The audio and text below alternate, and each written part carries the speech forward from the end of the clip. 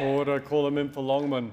Thank you, Mr. Deputy Speaker. Well, this place just gets weirder and weirder and weirder. You've got the member for Bruce, and I like the member for Bruce, but it is a little bit weird that he's in this place talking about the Kama Sutra. You know, he's probably spent a bit too much time with his friends from the HSU. But Mr. Deputy Speaker, I also noticed that the member for Bruce talked about the Howard government and the Rudd government, but he seemed to just forget this period in the last few years.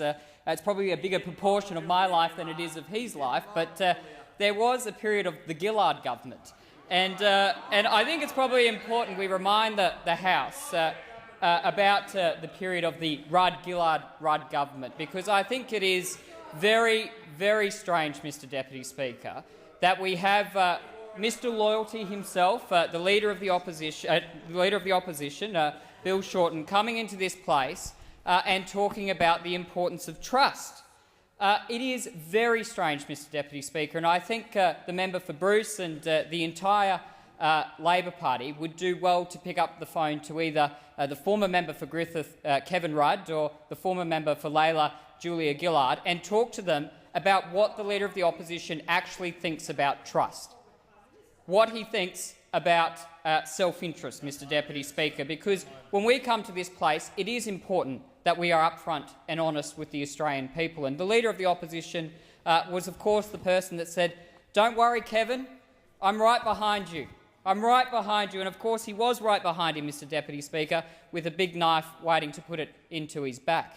And then the Leader of the Opposition talks about trust. Well, he came into this place and he told the Australian people, "Don't worry, I'm right behind the Prime Minister, Julia Gillard. Don't worry, I'm right behind her." And then, of course, he assassinated her as quickly as he assassinated Kevin Rudd. So if this motion before the House is about trust, it is incredibly important that we do uphold our commitments to the Australian people, and that is exactly what this government is doing.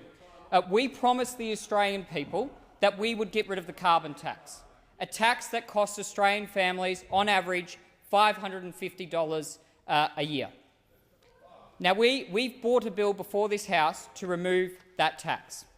That bill is now going to the Senate, and it's up to the Labor Party to decide, do they want to give relief to people in my electorate and to Australian families across the country. But we took that to an election, and we're delivering on our promises. Now, that is very different, and that is in stark contrast to what those opposites did. We saw, of course, before the 2010 election, the Labor Party come out and the former Prime Minister Gillard, say there will be no carbon tax under a government I lead. And she promised not only would there be no carbon tax, but she promised that she would set up a climate consensus or a forum to discuss these sorts of issues.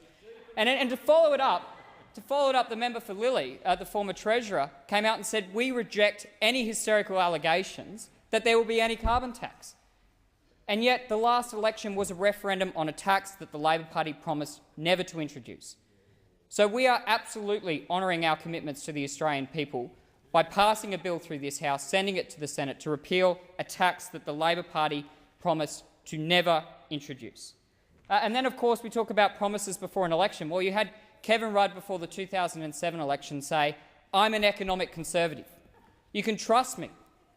You can trust me with your money, because ultimately governments spend the people's money, not their own, because I'm an economic conservative." They promised on hundreds of occasions to deliver a budget surplus, on literally hundreds of occasions. As the member for Ford points out, over 500 occasions they promised to deliver a budget surplus, to be the economic conservatives that they told the Australian people they would be. Instead, the Labor Party delivered the biggest deficits we have ever seen in history. They actually turned nearly $50 billion in the bank, $50 billion that we left them, into a projected net debt well over $200 billion. Mr. Deputy Speaker, even though they promised to be economic conservatives, what they actually delivered was the fastest deterioration in debt, in dollar terms, and as a share of GDP in modern Australian history. So that's their record. They promised to the Australian people that they would be economic conservatives. They promised to the Australian people that they would deliver budget surpluses, but they presided over the biggest increase in our debt that the Australian people have ever seen. And now it's up to us, as we promised the Australian people, to clean up the mess that the Labor Party has left us, because it's future generation of Australians that will benefit from it. Order. The amendment for Longman Summers